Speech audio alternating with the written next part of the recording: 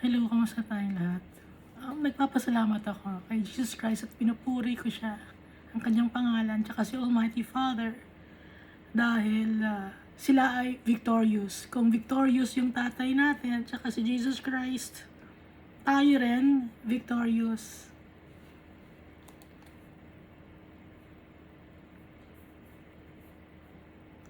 Marami ng mga empire na dumating, no? Kagaya ng Babylon Empire, Persian Empire, and Roman Empire.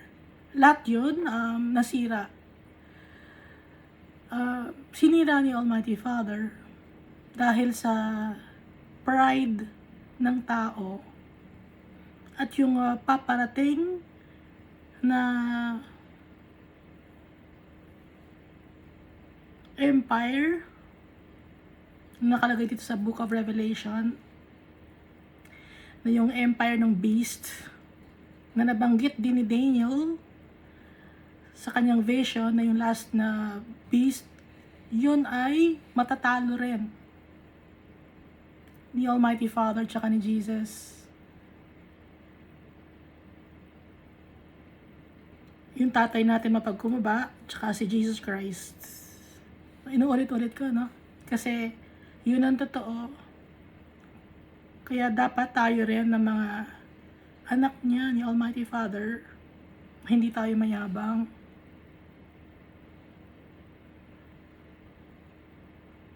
Dumadaan tayo sa mga pagsubok. Doon natetest yung patience natin, and at the same time, nagiging humbling experience yon para sa atin at para tawagin yung tatay natin, hingin ang kanyang tulong at ang tulong ni Jesus Christ.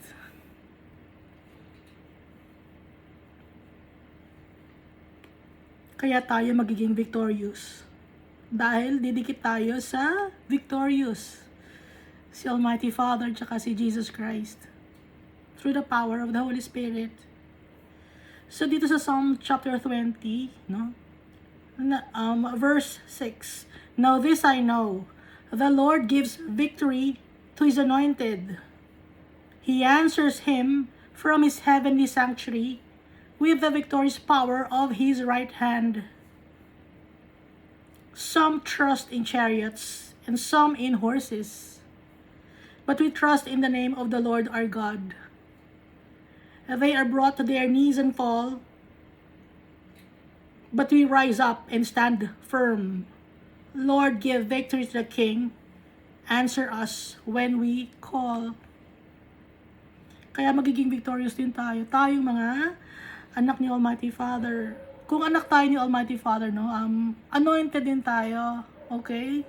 Anointed by the Holy Spirit. Kasi pag nagtitiwala tayo kay Jesus Christ, binibigyan niya sa atin ng Holy Spirit. Kaya nagkakaroon tayo ng fruits of the Holy Spirit tsaka ng gifts of the Holy Spirit. So, balikan na natin to, no? Ang last chapter of the book of Revelation. So, bago yan, i-recap muna natin. Yung last time, 2 chapters ang binasa natin. Revelation chapter 20 and Revelation chapter 21. So, dito nakita natin, or nabasa natin, na itinali si Satanas, si Lucifer ng 1,000 years. Nakatali lang siya at itinapon sa bottomless pit. So 1,000 years siyang hindi makagalaw doon, hindi siya tempt ng tao, hindi makapag udyok ng tao na gumawa ng kasalanan. Pero ang tao talagang innate na sa atin, makasalanan tayo dahil namanan natin ang namana sa ninuno natin, natuto tayo ng kasamaan, no?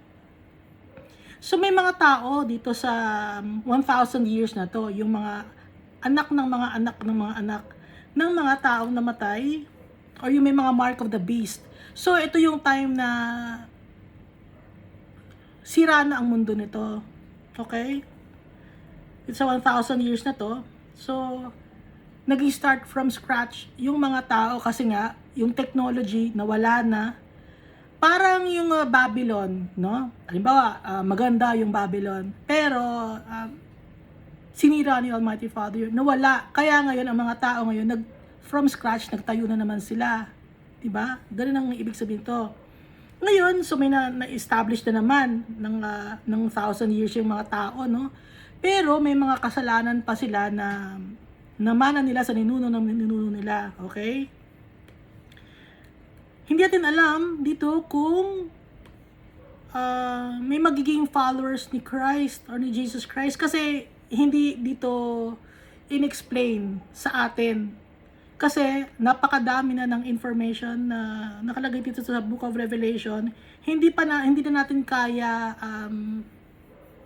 maintindihan pa at itinatago sa atin ni Almighty Father dahil may plano siya.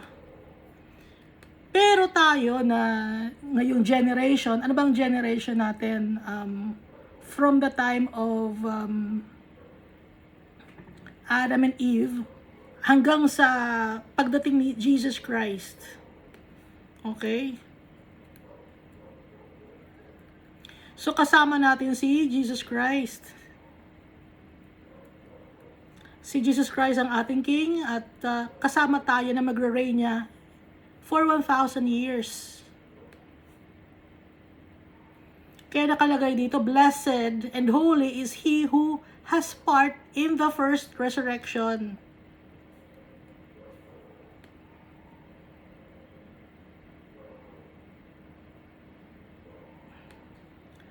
So wala nang power sa atin ang second death. Kasi yung Hades or yung death,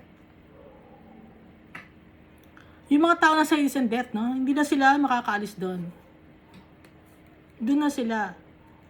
And then, after nun, kasama ni Satanas, itatapon na sila sa lake of fire. So, after 1,000 years, no, is over, papakawalan ulit si Satanas. At, manghihikayat na naman siya ng mga tao. So may establish na naman dito na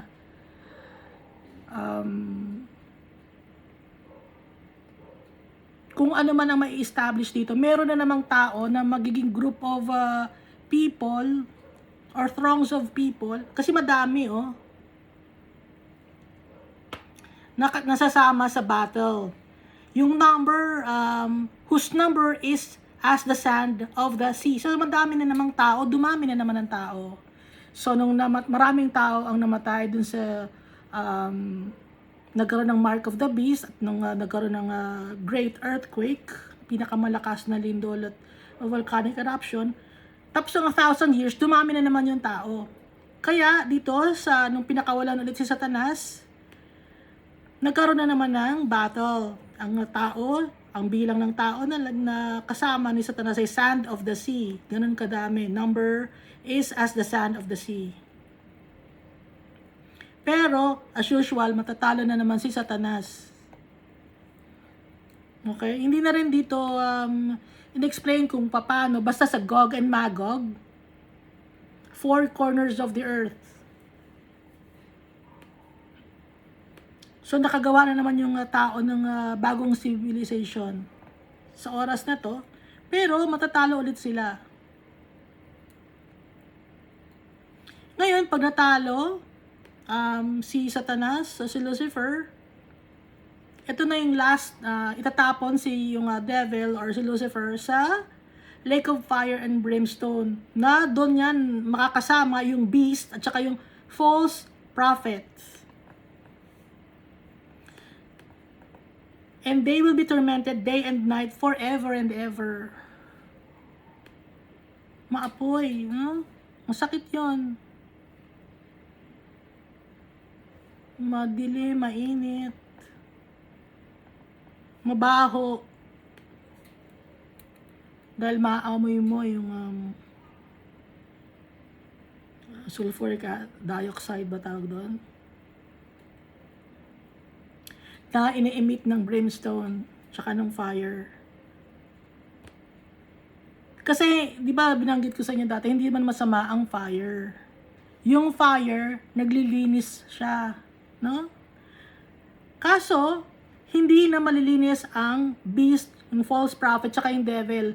Kaya, hindi na rin natatapos yung apoy. Yung example ko, no, yung agua oxinada, di ba? Pag madumi yung sugat, lalagyan mo ng agua oxinada. Hanggang sa bumubula pa yung agua oxinada, lagay ka ng lagay, di ba, ng agua oxinada. Hanggang sa maging clear na, nawala ng bula. Ibig sabihin, malinis na yung sugat. Ngayon, kung hindi malilinis yung sugat, bula pa rin ng bula yung agua oxinada. So, ganun ito yung fire. Malakas pa rin na malakas yung apoy kasi nga hindi na malilinis yung devil, yung beast, tsaka yung false prophet.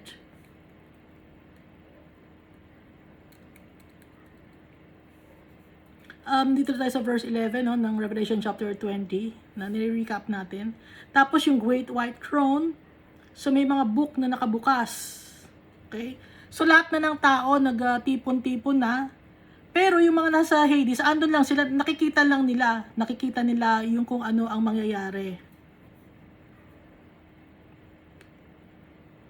Hindi sila pwedeng makimingle or makisama. Magtitipon-tipon lang, ibig sabihin, nandun si Almighty Father, andun si Jesus Christ, nakahiwala yung mga saints or followers of Christ, yung nalinis na dugo ni Jesus Christ, ng mga tao, pero makikita rin yun ng mga tao nasa Hades.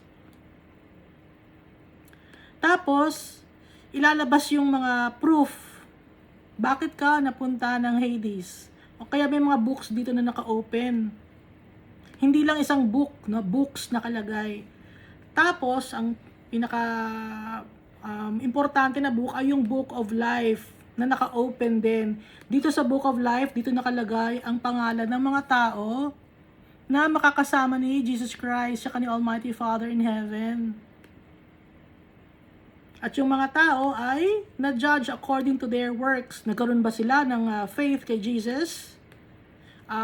Yung pananampalataya ba nila? Ano ba ang na-produce ng pananampalataya nila kay Jesus? Nakalista lahat, no?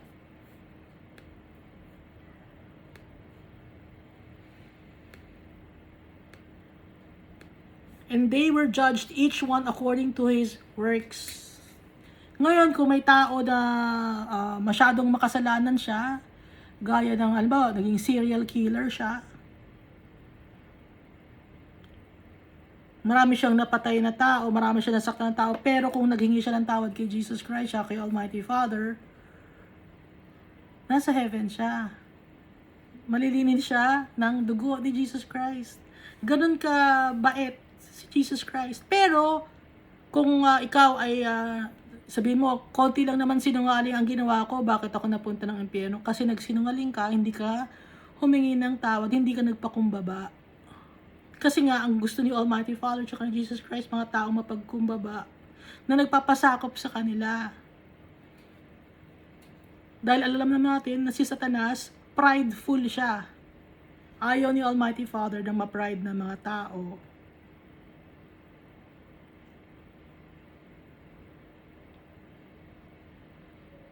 Walang anak si Almighty Father na mataas ang ere o prideful.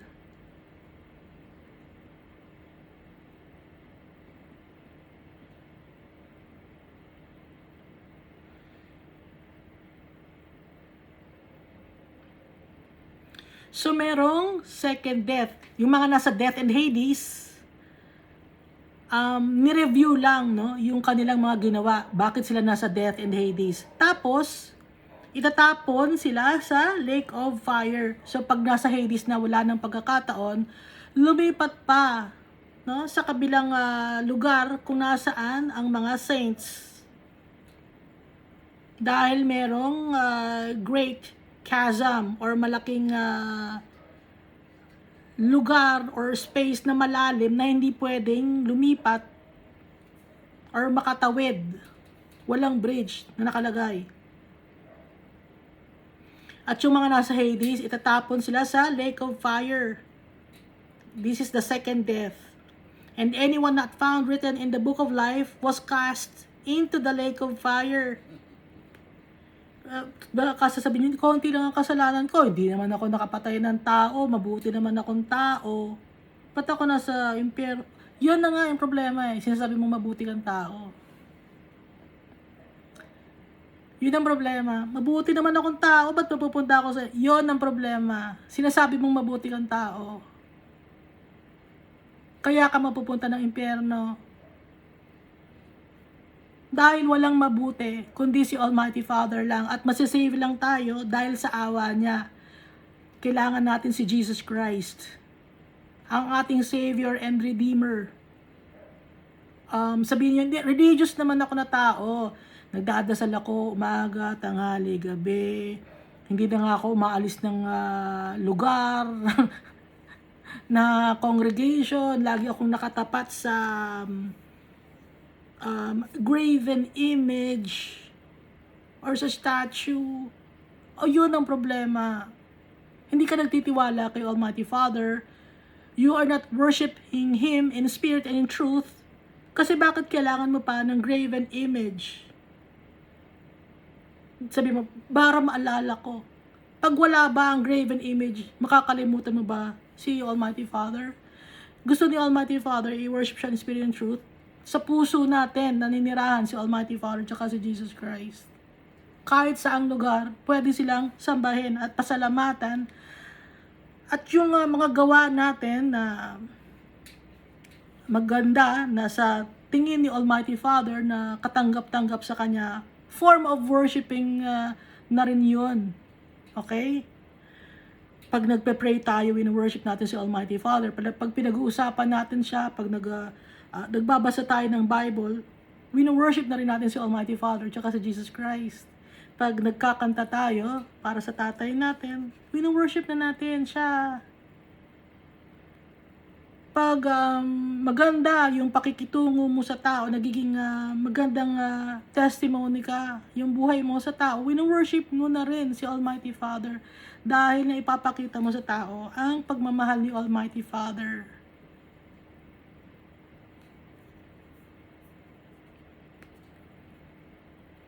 So, itong recap naman natin sa Revelation chapter 21, na ang lahat ng bagay ay gagawing bago.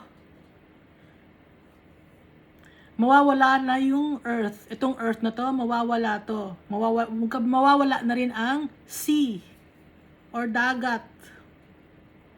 Yung unang heaven, mawawala na rin. Tsaka yung first earth, mawawala na rin. Wala ng dagat at ang magkakaroon ay ang New Jerusalem na manggagaling from heaven, coming down out of heaven from God. Ibababa ni Almighty Father ang heaven, magkakaroon ng New Jerusalem at mawawala ang dagat.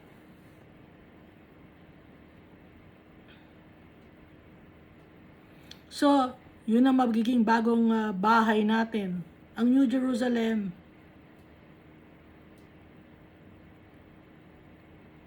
Sa New Jerusalem, wala nang lungkot. God will wipe away every tear from their eyes. There shall be no more death. Wala nang kamatayan. So, forever na, no? Yung mga naghahanap ng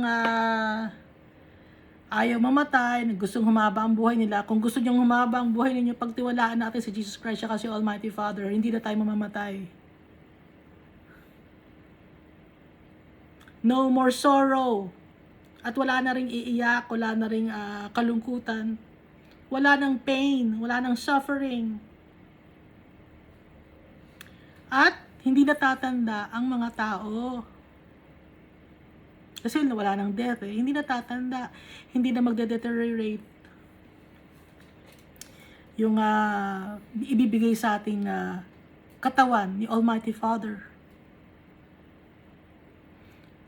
So, kailangan pa ba ng mga kung ano-anong gamot or ika-cryogenic ang katawan ng tao para dumating ang oras na makakuha na ng yung kagamutan sa mga sakit, itothow ka. Hindi na kailangan. Magtitiwala tayo kay Almighty Father tsaka kay Jesus Christ. Kasi yung mga ganong mga plano ng tao, sinisira ni Almighty Father yun. Dahil yun ay form of sorcery na rin, and at the same time, pride. No? Pride yun. Na hindi, kaya kong buhayin ang mga tao, hahaba ang buhay ng mga tao. Pride yun.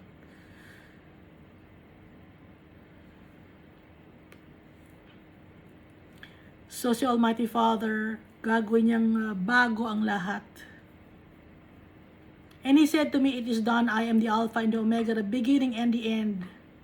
I will give of the fountain of the water of the life freely to him who thirsts." Kung sino ang naiuuhaw, ako ang magbibigay ng fountain of water of life. He who overcomes shall inherit all things. Kung sino ang mapagtatagumpayan ang mundo na to, yung mga trials and tribulations, hindi magpapalagay ng mark of the beast, naging faithful kay Jesus Christ at kay Almighty Father, nagkaroon ng fruits of the Holy Spirit, gifts of the Holy Spirit, shall inherit all things. Makakamana, makukuha natin yung ating inheritance. Yung inheritance na talagang dapat sa atin, na gustong kunin ni Satanas. Kaya tayo inilalayo ni Satanas kay Almighty Father at kay Jesus Christ. Gusto niya tayo magkasala para hindi natin makuha ang ating inheritance. Dahil ay inggit siya sa atin. So, yung mga tao na duwag, hindi naniniwala, abominable, kasuklam-suklam, murderers, sexually immoral, sorcerers, idolaters, and all liars, shall have their part in the lake which burns with fire and brimstone, which is the second death. So, tayo, instead na maganda ang buhay natin kasama ang tatay natin, kung duwag naman tayo, ayaw ni Almighty Father ang duwag, no? Bakit nakalagay ang duwag? Kasi yung mga nagpalagay ng mark of the beast, duwag sila. Wala silang sariling pag-iisip. Hindi sila nagtitiwala kay Almighty Father. Natatakot sila na baka mamatay sila, magutom sila. Kaya ang gagawin ng iba, magnanakaw ako kasi baka magutom ako. Yung future ko hindi naka-secured, kailangan manloko ako ng mga tao. No? Coward yung tawag doon. Tapos, syempre, pag coward ka, dugtong-dugtong na yun. Kung duwag ka, mandadaya ka ngayon sa exam para pumasa ka, para mataas ngayon ang, ang grades mo. Okay? Kasi duwag ka eh. Kung duwag ka din, gagawin mo ngayon, yung mga kalaban mo, papatayin mo. O, duwag ka kasi. Ngayon, dahil sa duwag ka, takot kang mabuhay mag-isa, ang gagawin mo ngayon kahit may asawa, papatulan mo. Duwag ka kasi. Ayaw mong mabuhay mag-isa dahil may mga anak ka, hindi mo kaya. Kaya kahit sino na lang, patol-patol ka. Kasi, duwag ka. Ngayon, kung same sex, ay wala nagmamahal sa akin, mag-isa lang ako. Tapos, duwag ka. Hindi ko kaya mag-isa. Kahit same sex, papatol ka. Kasi duwag ka. Na, so dugtong-dugtong, di ba?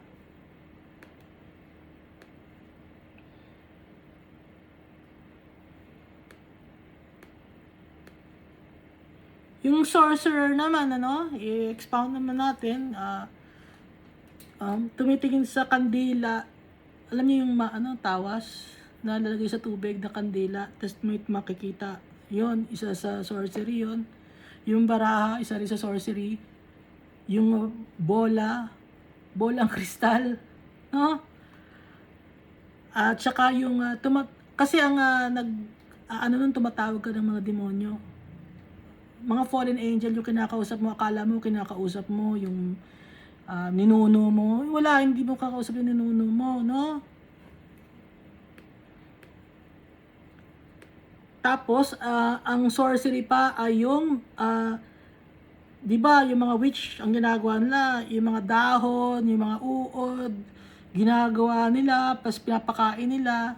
Ngayon, nagiging legal. Hindi nyo alam, sorcery yon, nilalagay sa mga ulam, protein shake. nanloloko ng mga tao. Yung taurine galing sa ihi ng Taurus. Ano ba yung Taurus? Di ba hayop yun? Ano ba yung mga Taurus? Cow ba yun?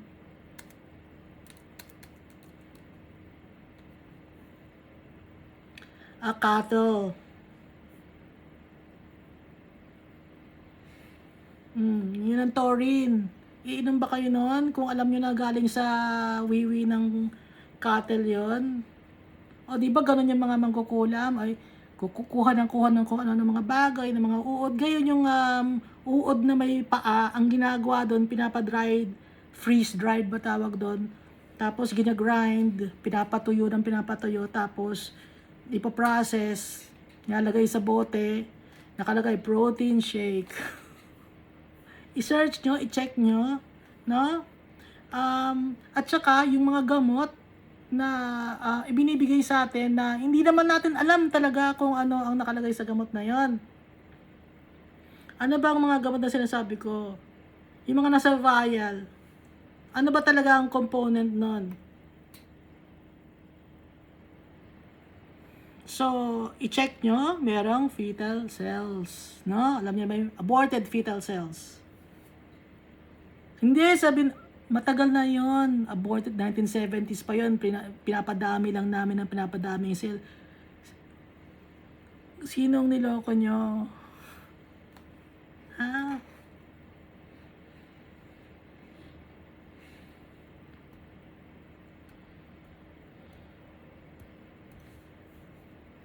So, isa rin yun sa sorcery.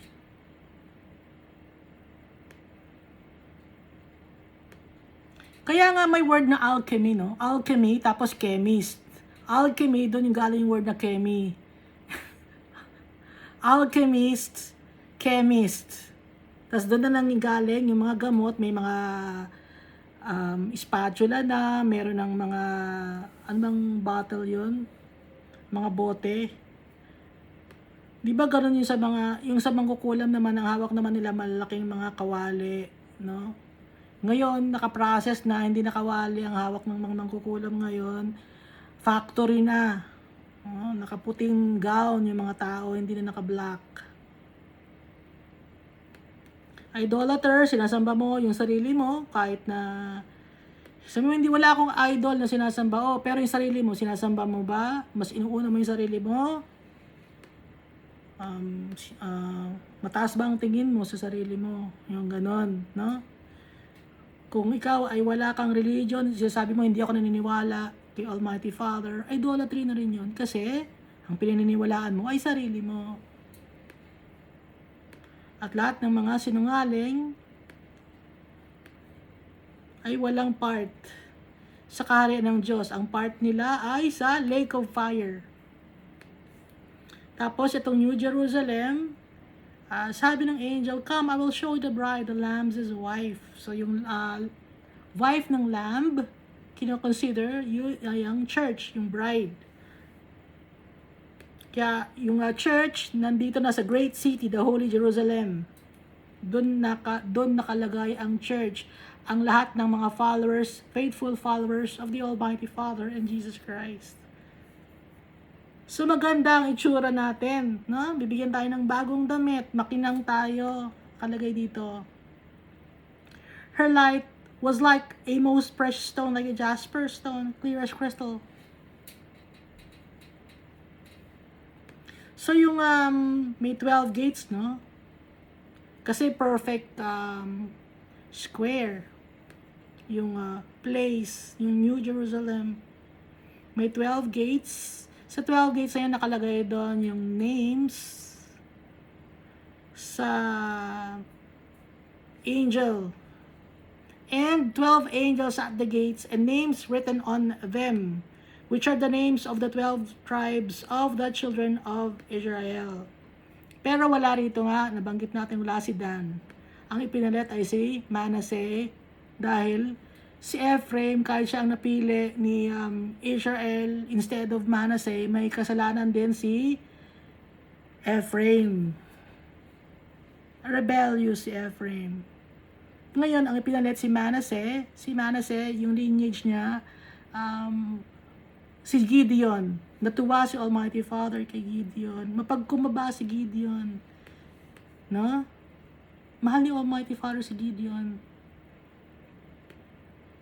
Mahal na mahal ni Almighty Father si Gideon. Kasi yung respeto ni Gideon kay Almighty Father, napatunayan ni Almighty Father. Kasi gusto ng mga tao maging hari si Gideon. At sinabi rin pero inayawan ni Gideon kasi ang gusto niyang maging hari ay si Almighty Father. Siya ang kinukonsider na hari ni Gideon. Kaya hindi niya kinuha, hindi siya oportunista na sige, magiging hari ako para yung mga anak ko ng mga mahari. Hindi niya ginawa 'yon. Kaya mahal ni Almighty Father si Gideon.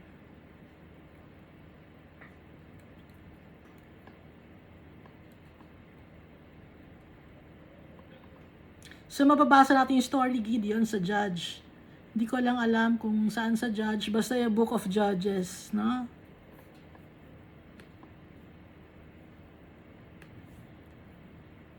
Tapos may mga gates din ang New Jerusalem. Tsaka may 12 na foundation or pundasyon.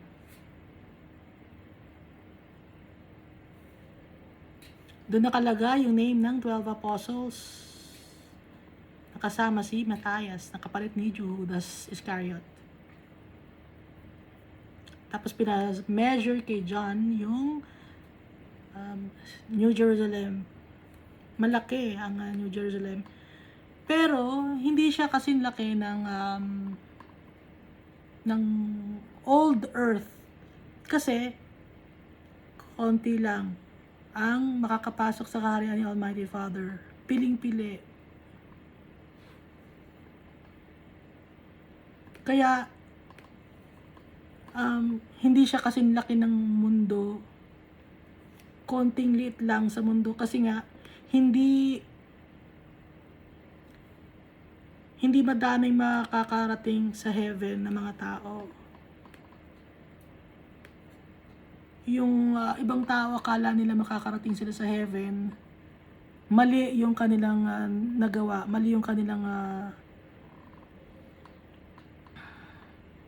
pinaniwalaan.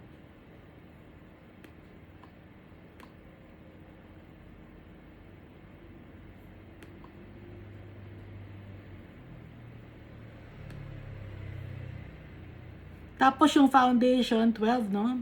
So, kung i-check mo, kung ano tong mga foundation natin, yung jasper, sapphire, chalcedony, emerald, sardonyx, sardius, chrysolite, beryl, topaz, chrysoprase, jacinth or amethyst or amethyst.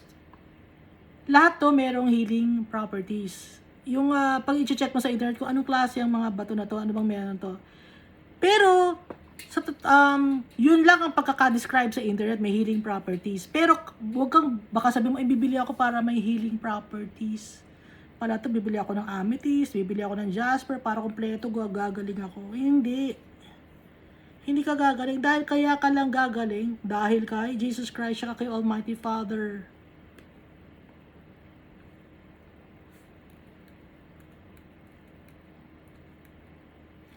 Baka sabi niyo, bakit ano ba ang sakit natin? Bakit healing properties? Kasi ang sakit natin ay kasalanan. Di ba kaya tayo namamatay dahil sa kasalanan? Nagsimula tayo mamatay dahil sa kasalanan? Yun ang sakit natin.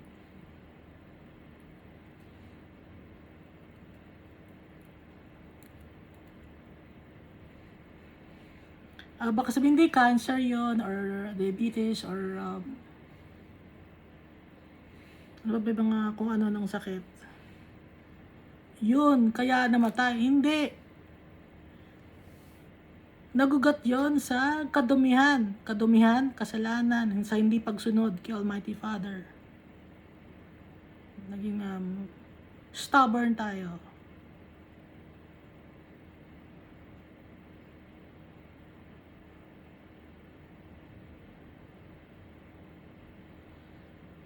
At saka kung titignan nyo, no, si Almighty Father, sa Old Testament, pag may mga sakit yung mga tao, inihihiwalay yung mga may sakit. Tapos binibigyan ng hyssop, no? Inaano ng hyssop, yung pinapagpagan ng hyssop leaves or hyssop branches para luminis. So, inihihiwalay ang mga taong may sakit sa balat, sa kung ano-ano mang mga sakit meron ang mga tao. Tapos pag magaling na sila, isinasali na sila ulit dun sa group. Kasi nga, madumi. Kaya inihiwalay. Ngayon, tayo naman ngayon, ang ginagawa naman natin, ito, may bakterya dito ako nakita, makakagaling to, isasaksak natin sa mga tao, sa mga baby. Baliktad, ano? Ba't ganon? Di ba nyo naisip? Ang gusto ni Almighty Father, inside and out, nung sa Old Testament, malinis tayo. Pati yung mga kinakain natin. Ngayon, ito, ano to, galing to sa uod, protein shake to, kainin natin. Ito, may bacteria to, meron tong strain or bacteria sa kung saan pre-process na natin to, isasaksak natin yun sa katawan ng tao para hindi magkasakit. Bacteria, isasaksak mo sa tao. Na walang sakit naman. So, sinong pumapatay sa atin? Di sarili rin natin, kapwa-tao natin. At yun ay may karampatang ano yun, ano? May value, may pera yun eh. Kapalit na pera yun eh. Binibili pa, no? Ganun kaswapang ang tao.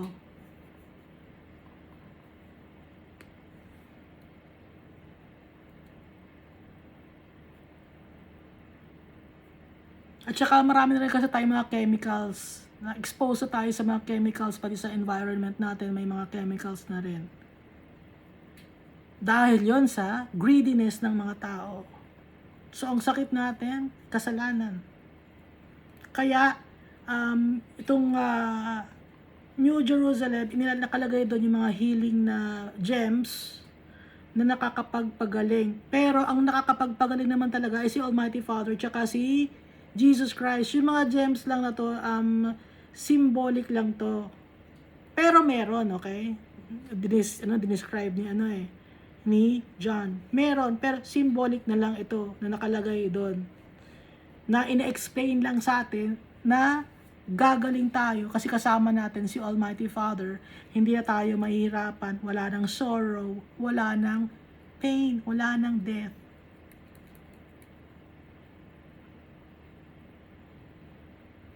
At maliwanag, no? Yung New Jerusalem, hindi na kailangan ng sun and moon and stars.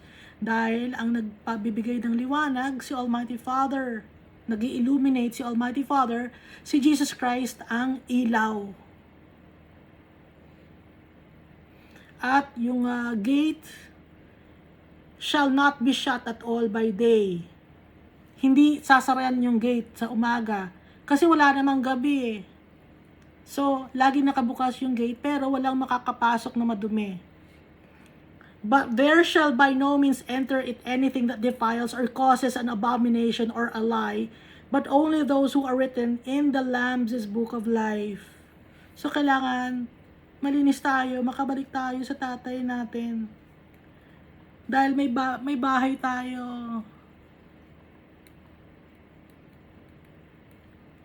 So, dito na tayo, no, sa last chapter of the book of Revelation, which is the Revelation chapter 22. And he showed me a pure river of water of life, clear as crystal, proceeding from the throne of God and of the Lamb. Pure river of water of life. In the middle of its street, and on either side of the river, was the tree of life, which bore 12 fruits, each tree yielding its fruit every month. So, ilan ba ang month? 12 months, no? Tsaka may 12 fruits. Nandun ang tree of life in the middle of its street, and on either side of the river was the tree of life. So, yung tree of life na unang na-mention ay nasa Garden of Eden na pinoprotektahan niyo ni Almighty Father up to now, yung Garden of Eden. Walang imposible kay Almighty Father.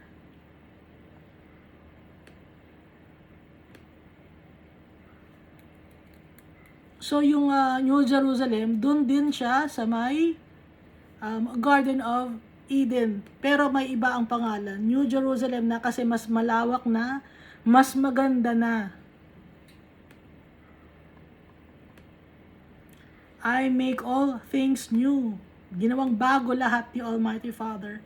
At dito nabanggit yung tree of life. Pero hindi binanggit yung tree of knowledge of good and evil, no? Walang binanggit dito. Ang nabanggit lang yon sa Genesis. Yun yung naging kinain na prutas ni Eva. Kasi yung tree of knowledge,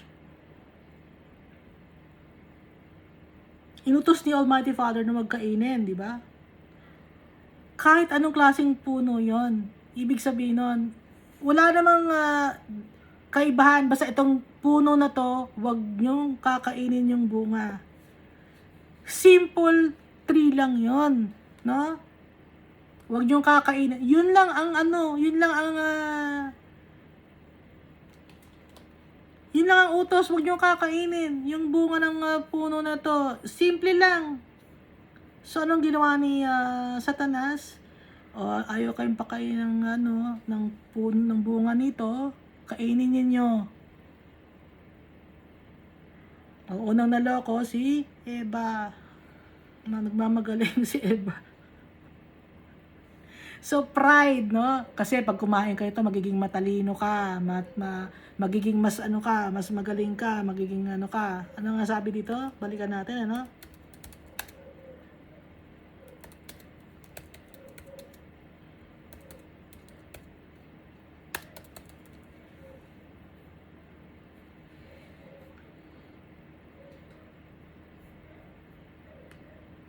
So Genesis chapter 3 verse 6 to 12. And when the woman saw that the tree was good for food and that it was pleasant to the eyes, and the tree to be desired to make one wise, he took of the fruit thereof and did eat, and gave also unto her husband with her, and he did eat. Nagnasa yung mata niya, nagnasa sa katalinuhan, nagnasa sa... Pero simpleng tree lang ito. Na test ito sa kanilang dalawa. Na tinempt siya ni Satan ng ahas. Kaya dito sa Book of Revelation, wala na yung tree of knowledge. Kasi simple tree lang yun na gusto i-test ni Almighty Father. Pag sinabi bang huwag kainin to, anong gagawin ng mga anak ko? Hinain. Nagnasa. Pride.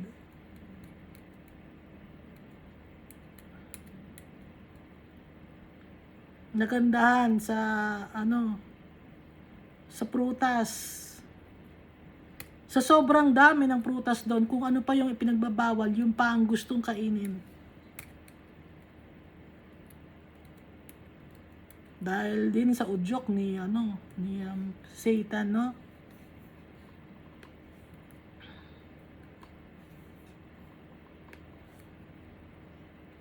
So balikan natin to, yung tree of life na may 12 fruits, each tree yielding its fruit every month.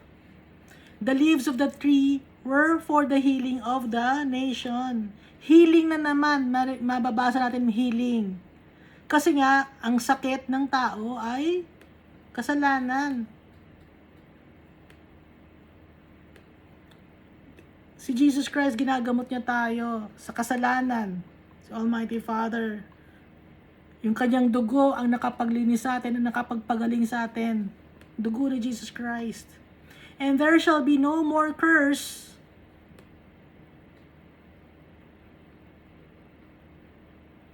But the throne of God and of the Lamb shall be in it. Wala nang sumpa. Natanggal na yung sumpa ng kasalanan. Kasi nga, di ba, isinumpa ni Almighty Father si Adan at si Eva, pati yung ahas. So nawala na yung ahas, yung great serpent of old, yung dragon, itinapon na sa lake of fire. Yung sumpa naman kay Adan, kay Eva, nawala na rin, pati na rin sa kanilang mga anak. Sa kaduluduluhan ng kanilang mga anak. Nawala na. Dahil nahil na nga. Kasi kasama na si Almighty Father tsaka si Jesus Christ. They shall see His face, and there shall be no more curse, but the throne of God and of the Lamb shall be in it, and His servants shall serve Him. So tayo, ipaglilingkuran natin si Almighty Father. Baka sabihin, pupunta lang ba kami doon para maging servant? Ang pagiging servant kay Almighty Father is worshiping Him in spirit and in truth. Loving Him. Yun ang serve, no? At doon, magkakapatid tayong lahat with respect. Wala ng pain, wala ng suffering. At wala na rin yung sumpa ng kasalanan. Hindi na tayo mamamatay, hindi natatanda ang mga tao. Kasi kaya tayo tumatanda, nakikita na yung sumpa sa akin, tumatanda. Ha? Ang laki pala ng noo ko, sorry. Ngayon na nakita yung noo ko, tinatago ko yung noo ko. Sumpa ba itong noo ko? So, wala na yung sumpa, okay? Hindi natatanda. Yung pagtanda kasi, sumpa yun. Yung sakit, sumpa yun. Yung kamatayan, sumpa yun. Wala na. Kaya, kasi nga may healing na. The leaves of the tree were for the healing of the nation. And His servants shall serve Him. They shall see His face, and His name shall be on their foreheads. Makikita na natin yung mukha ni Almighty Father, tsaka ni Jesus Christ. Tapos,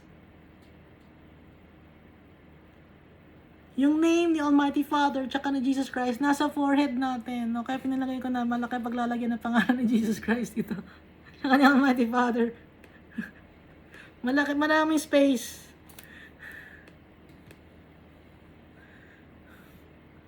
Oo nga, nabat may forehead dito. There shall be no night there. Wala nang gabi. They need no lamp nor light of the sun, for the Lord God gives them light, and they shall reign forever and ever. Kasama natin si Jesus Christ at si Almighty Father. Nag-reign forever and ever sa bahay ng tatay natin. At nakasulat sa noo natin yung pangalan ng tatay natin, tsaka ni Jesus. Na tayo ay kanyang mga servants, na tayo ay nalinis na at pinagaling na sa sumpa. Then He said to me, "These words are faithful and true. And the Lord God of the holy prophets sent His angels to show His servants the things which must take place."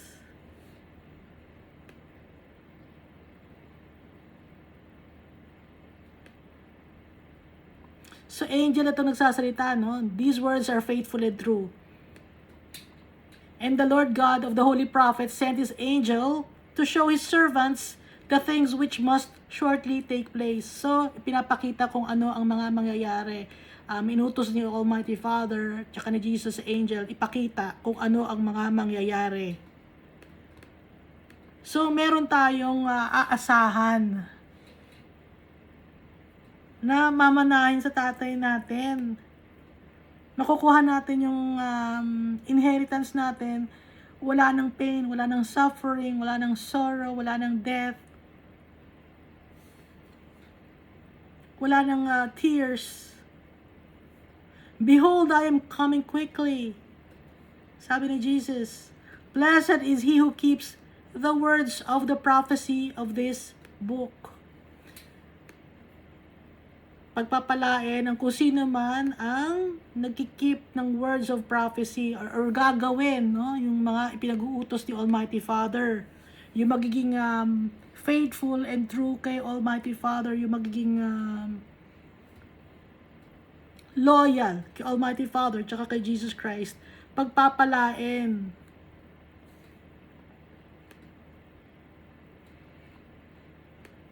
Dahil pinanghahawakan natin ang salita ng prophecy ng Book of Revelation.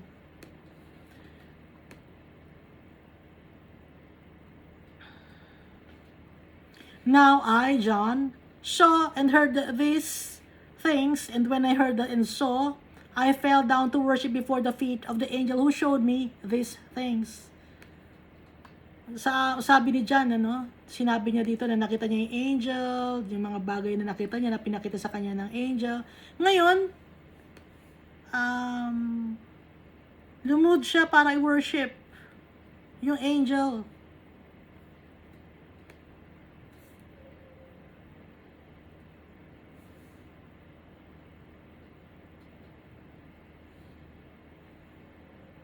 Pero anong ginawa?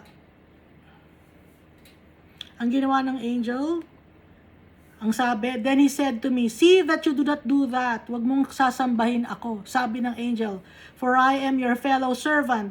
Servant din ako kagaya mo. Sabi ng angel kay John, and of your brethren, the prophets. Pare-pareho tayong mga servants, kahit yung mga kapatid mo na mga prophets. Sabi kay John, and of those who keep the words of this book, at yung sino man ang nagtitiwala at naniniwala sa nakasulat dito sa Book of Revelation. Sabi ng angel, pare-pareho tayong mga servant. Worship God, sabi ng angel. Si God ang i-worship natin, wag ako, wag ang angel. So, di ba may dasal na angel of God, my guardian angel, yun ba yun? Basta may gano'n na dasal yung mga bata, no? Mali yung dasal na yon. Kasi, ba't ka sa angel magdadasal? Nakalagay na nga dito, worship God. So, bakit kayo mag-worship ng angel? So, hindi dapat natin win-worship yung mga angel. Or kung sino man, ang dapat natin sinasamba, si Jesus Christ, siya kasi Almighty Father.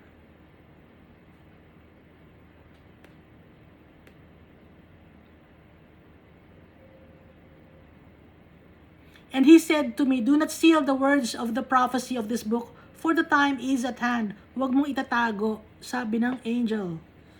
Kay John, ang mga nakasulat dito sa book na to, ipakita mo sa mga tao, do not seal the words.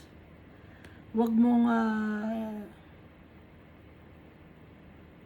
itabi, or ipakita mo sa mga tao, i-share mo sa mga tao ang mga nakasulat or pinakita sa iyo na prophecy dito sa book na to or sa scroll na to, no? For the time is at hand. Malapit na ang pagdating ni Jesus Christ. Malapit na ang mga pangyayari na to. He who is unjust, let him be unjust still. He who is filthy, let him be filthy still. He who is righteous, let him be righteous still. He who is holy, let him be holy still. Kung sino man ang nagpapakasama, hayaan niyo siyang maging masama. Kung sino man nagpapakadumi, gusto niya yon, hayaan niyo siya. Kung gusto niya na siya ay madumi. Kung sino man ang gusto na maging tama sa paningin ni Jesus Christ, siya ni Almighty Father, hayaan niyo siya na maging tama sa paningin ni Almighty Father, gumawa ng tama at magtiwala. Kung sino ang holy, hayaan siya na maging holy. Huwag pipilitin, kundi i-share mo, no? Nakalagay ito, do not seal the words of the prophecy of this book, for the time is at hand.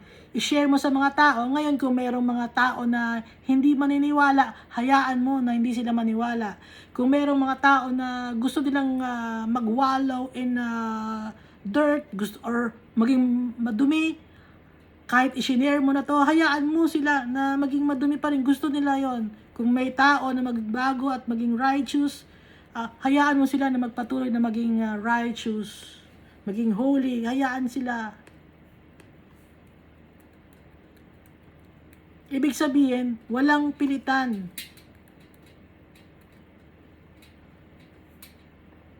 And behold, I am coming quickly, and my reward is with me. Sabi ni Jesus, malapit na akong dumating, at ang reward ko ay nasa sa akin ang reward. To give to everyone according to his work, na ibibigay ko kung ano man ang kanilang mga gawa. I am the Alpha and the Omega, the beginning and the end, the first and the last. Di ba nasabi rin ni Almighty Father na He is the Alpha and the Omega, the beginning and the end, the first and the last? Kasi the Father and I are one. Magkaiba sila, si Almighty Father iba, kay Jesus Christ iba rin. Pero pareho sila na beginning and end, first and last, kasi kasama na ni Almighty Father si Jesus Christ simula pa, at kasama ni Almighty Father gawin itong mundo si Jesus Christ. Kaya hanggang sa beginning at sa end, magkasama si Almighty Father at saka si Jesus Christ. Blessed are those who do His commandments. Pinagpapalain or pagpapalain ang mga tao na magtitiwala kay Jesus Christ. Ang faithful kay Jesus Christ, ang maniniwala sa kanyang mga kautusan. Ano ba yung mga kautusan, yung commandments of Jesus Christ? Love the Lord your God with all your heart, with all your soul, with all your might, and with all your strength, with all your mind. Lahat-lahat na. At saka, yung pangalawa, love your neighbor as yourself. Pero kung ang isang commandment lang na pinaka-importante, love the Lord your God, pag yun ang ginawa natin na love the Lord your God, dire-diretso na yun. Kung mahal natin si Almighty Father, lahat ng utos niya, susundin natin. Ano yun? Ano yung mga utos niya? Mamahalin natin yung kapwa-tao natin, gagawin natin yung tama. Yun lang eh. Pag mamahal kay Almighty Father, dire-diretso na lahat. Kung mahal natin si Almighty Father, tsaka si Jesus Christ, dire-diretso ng tama ang magagawa natin.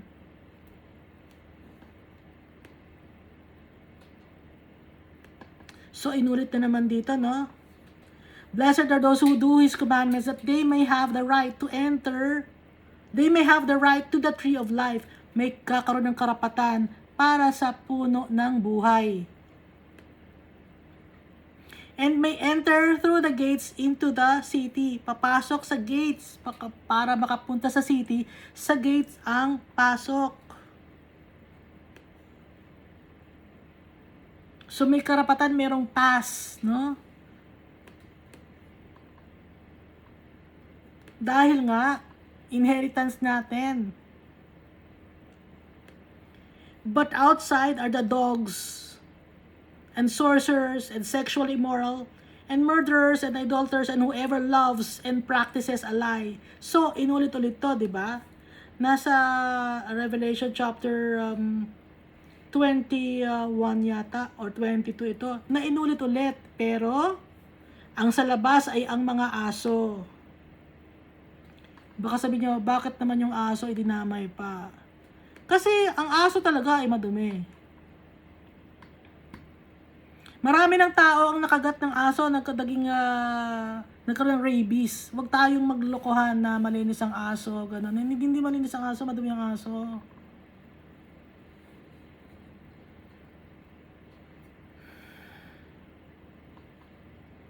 Hindi nakakatulong naman sa mga bulaga, no? Sinasamahan ako, o mas mahal nyo pa yung aso kaysa sa tao. O, yung ba ang utos ni Almighty Father, mahalin nyo ang aso kumpara sa tao? Hindi. Ang utos ni Almighty Father, mahalin natin ang kapwa-tao natin. Minsan meron nakikipag-away, no? Dahil sa aso. Inaaway mo yung aso ko, bakit? Wala kang malasakit sa mga aso. Inaaway niya yung tao. No? Mali yun. Bakit mo inaaway yung tao? Dahil lang sa aso? Nagkakasala ka ngayon. Sasabihin mo, hindi, pinagtatagal ko kasi yung aso dahil masama ang trato niya sa aso. Pero bakit mo ka nangaaway ng tao? Mas mahal na Almighty Father ang tao kaysa sa aso.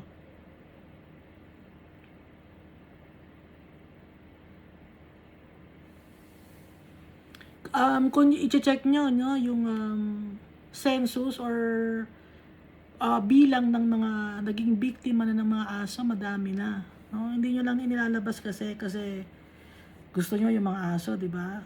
Tsaka mga pusa, gano'n. Pero karamihan kasi ng mga tao, aso. But outside are the dogs. Tsaka yung dogs, walang kahihiyan, no? Nakikita niyo naman siguro yung aso. Ugaling aso, no? Ibig sabihin dito, but outside are the dogs. Mga ugaling aso.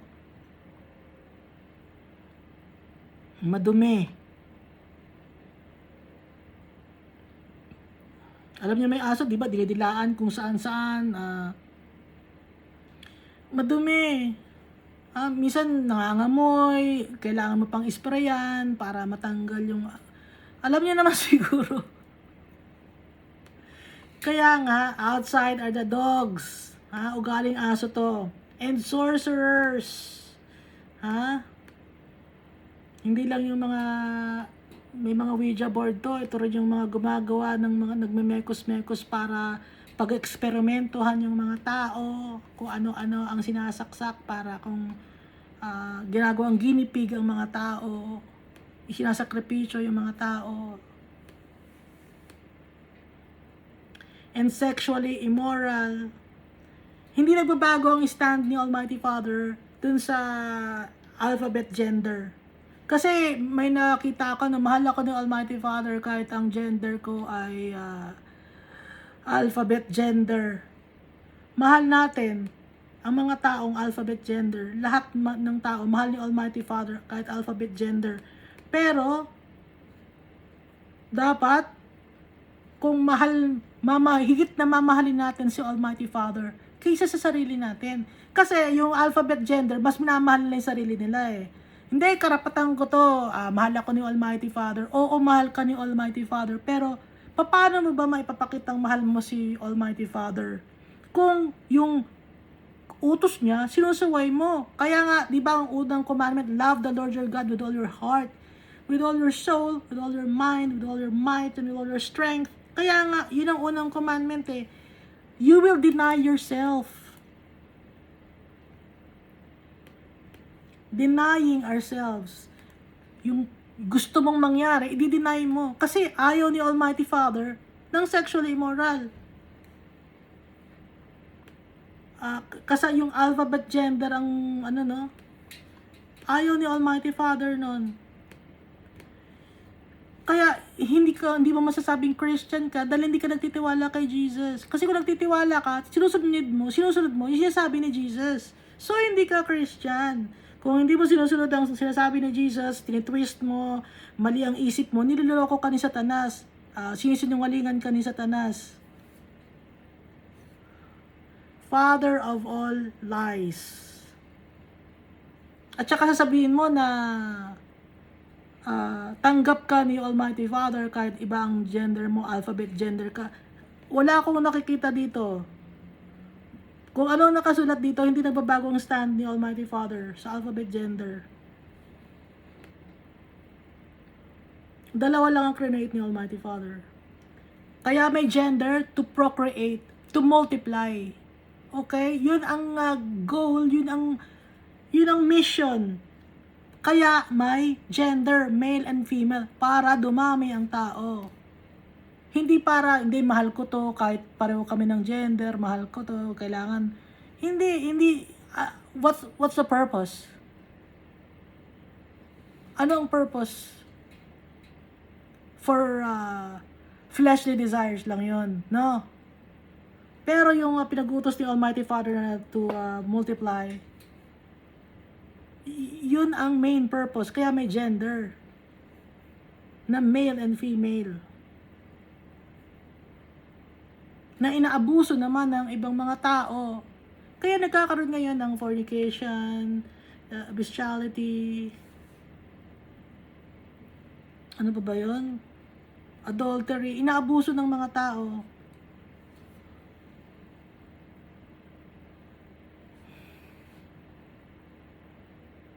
Men having intercourse with men, inaabuso ng tao.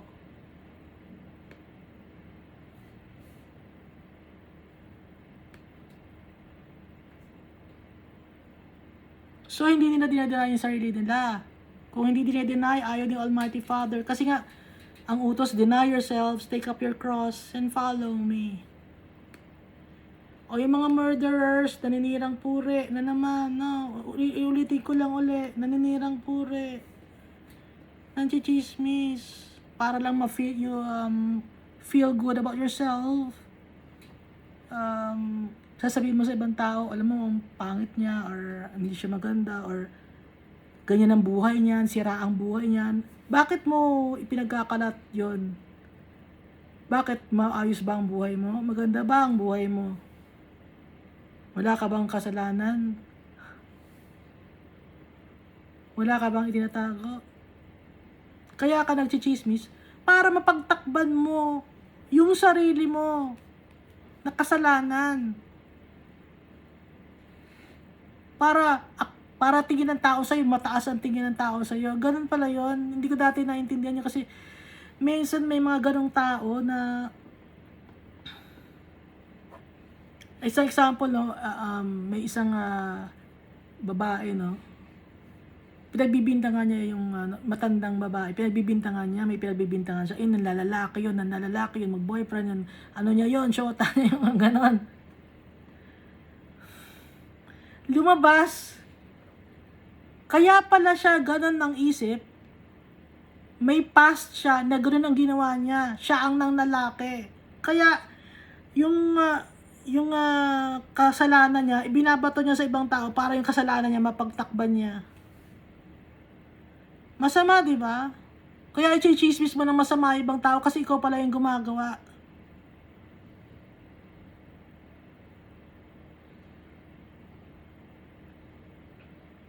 Murderer.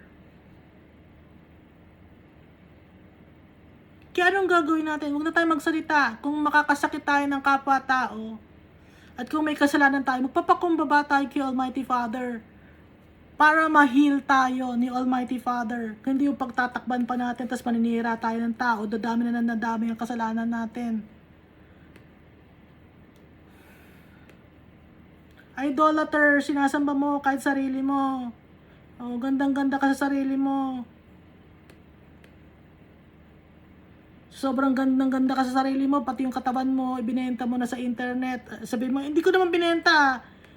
Ipinapost mo na yung mga picture mo na mga malalaswa sa internet, sa sobrang gandang-ganda ka sa sarili mo, sumasayaw ka ng iwinawagayway mo yung katawan mo sa internet, pinapagpag mo.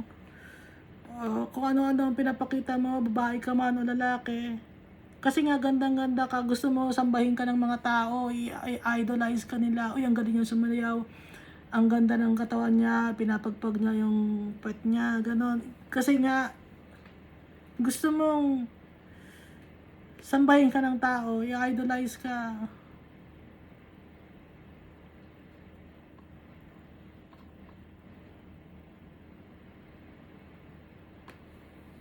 Ayun, nakaladlad yung kanyang ang ganda yun sisikat ka nun. Kasi mahal mo yung sarili mo, sinasamba mo yung sarili mo. At iba pang idolatry ito, yung prideful ka, no? Yung akala sobrang talino ko, alam ko lahat. Talo ko lahat ng mga tao. Idolatry na rin yun, sinasamba mo yung sarili mo. Walang makakatalo sa akin sa katalinuhan. Gumaganon ka, no? Hindi, pride din yun. Sinasamba mo yung sarili mo. So, hindi lang to yung graven image na sinasamba mo, kundi tao, may sinasamba ka, artista. So, maraming form, no? Hindi ko lang alam kung naiintindihan niyo yung sinasabi ko. And whoever loves and practices a lie, mahilig magsinungaling, nabubuhay sa kasinungalingan. Paano ba rin nabubuhay sa kasinungalingan? Yung yung alphabet gender, nabubuhay sa kasinungalingan.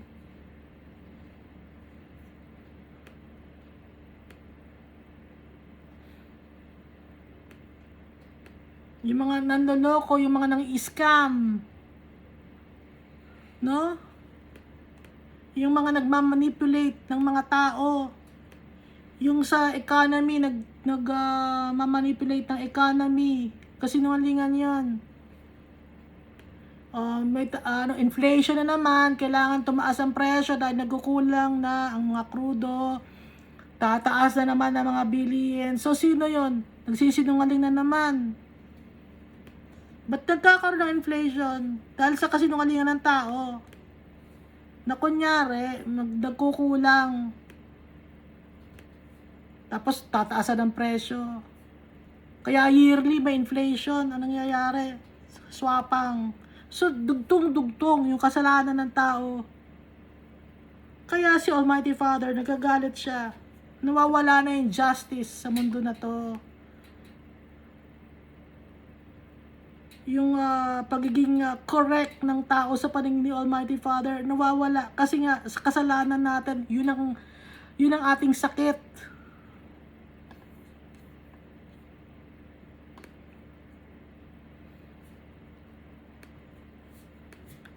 Verse 16, I, Jesus, have sent my angel to testify to you these things in the churches. I am the root and the offspring of David, the bright and morning star. Sabi ni Jesus.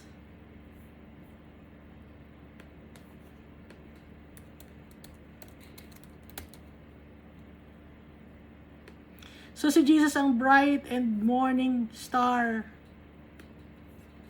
na gusto ni Lucifer ang kinin. Yung bright and morning star, yung maliwanag, gusto ang kinin ni Lucifer.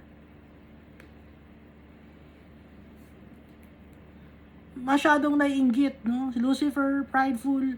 Si Lucifer, lahat na ng kasamaan nasa kanya na. Siya yung pasimuno na sinusunod naman ng mga tao. Sabi ni Jesus dito, nagte-testify ako, pinadala ko sa inyo ang aking mga anghel sa iyo para sa mga churches, sa mga tao, para malaman ng mga tao ang mangyayari, mabigyan ng warning ang mga tao. Kaya mayroong Book of Revelation para sa mga tao. Mahal ni Almighty Father at ni Jesus Christ sa mga tao, kaya binibigyan ng warning. Kaya huwag tayong matatakot sa Book of Revelation na basahin. And the Spirit and the bride say, come.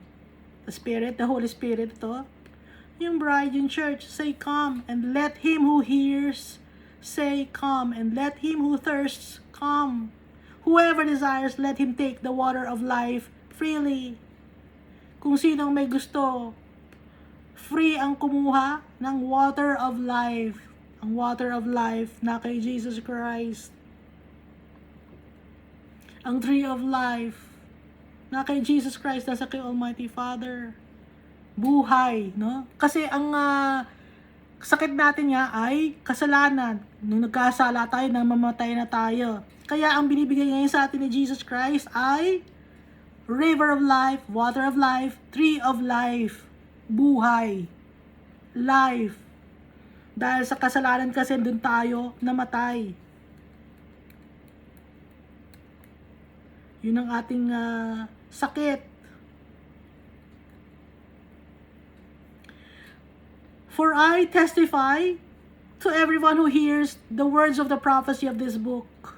Sabi ni John, if anyone adds to these things, God will add to him the plagues that are written in this book.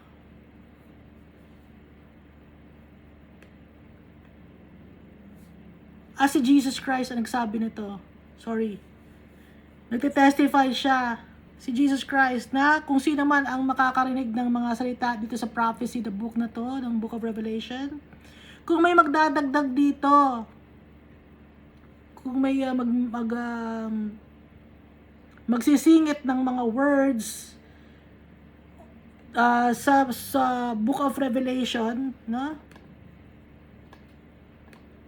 Magsisingit ng mga pangyayari dito sa Book of Revelation, God will add to him the plagues that are written in this book.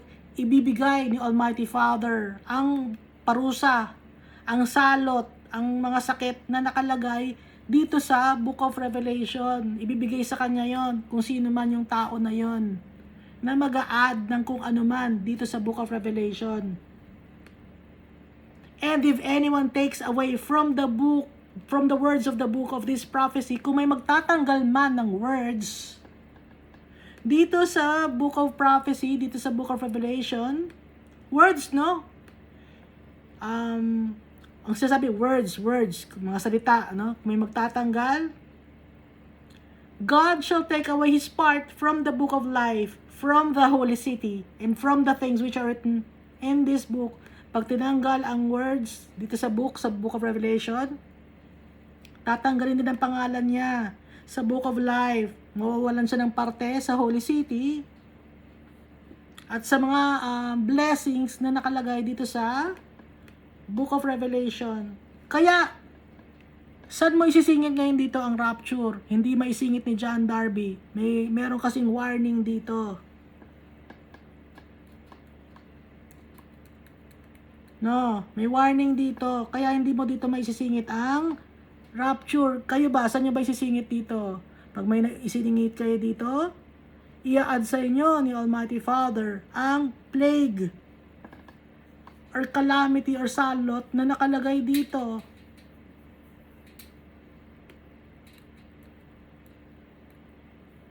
Verse 20, Revelation chapter 22, verse 20. He who testifies to these things says, surely I am coming quickly. Sigurado ako na darating ako ng mabilis diyan. Sabi ni Jesus Christ, parating na ako. I am coming soon. Amen. Truly, ibig sabihin ng amen, ano? Even so, come, Lord Jesus. The grace of our Lord Jesus Christ be with you all. Amen. The grace of our Lord Jesus Christ be with you all. Truly. Totoo na ibibigay sa atin ang grace ni Almighty Jesus Christ sa ating lahat. Yung grace, alam naman natin, ano? Yun yung awa na hindi naman talaga tayo worthy. Kapatawaran at awa na hindi tayo worthy, pero ibinibigay sa atin. Binebestow sa atin ni Jesus Christ because of his love for us.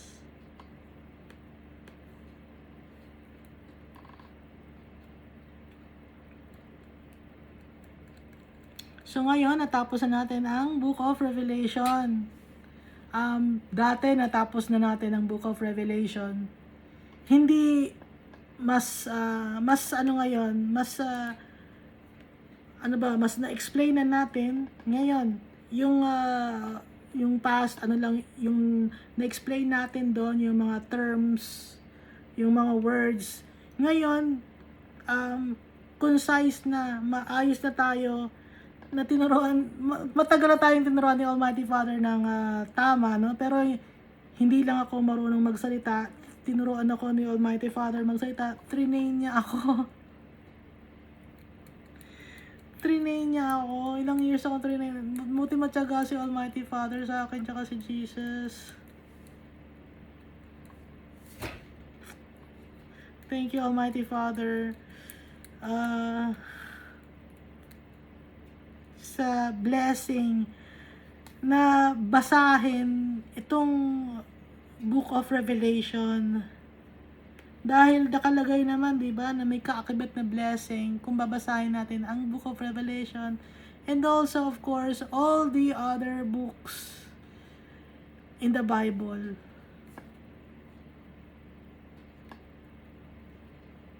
Kaya itong tag-isang prophetic book dito sa New Testament,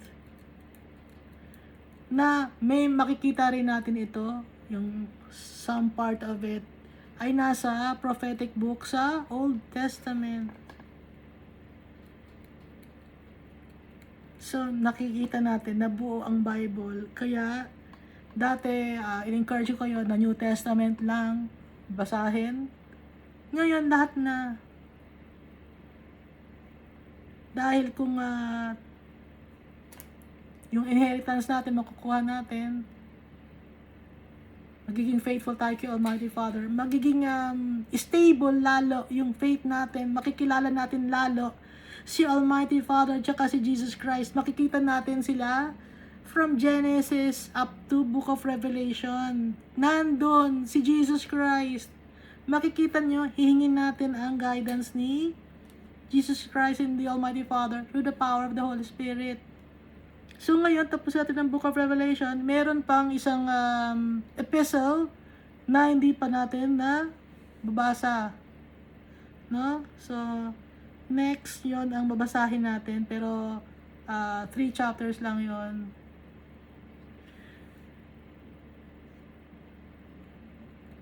Pinagpipray ko kayo na maintindihan ninyo itong Book of Revelation. Kung gusto nyo, kayo rin, basahin ninyo, kayo mismo ang umintindi. Hingin natin ang guidance ng Holy Spirit. Lahat tayo, binibigyan ni Almighty Father ng wisdom and knowledge para makilala sila. Dahil malapit na dumating si Jesus Christ. Nakikita naman natin ang pagbabago sa mundo.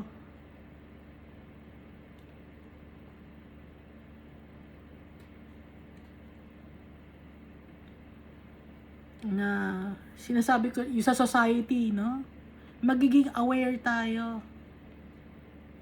At hihintayin natin yung 2 witnesses. Aware tayo sa mga mangyayari na mga calamities. Huwag tayong maging duwag. At huwag magpapalagay ng mark of the beast. Kasi wala ng pag-asa makapunta in heaven, makasama si Almighty Father at si Jesus Christ. Kung Christian ka man, wala ng pag-asa pag may mark of the beast ka na. Pinapaalalahanan tayo ni Almighty Father dahil gusto niya na makasama niya tayo. At para rin makita natin ang mukha ng tatay natin, si Almighty Father, tsaka si Jesus Christ.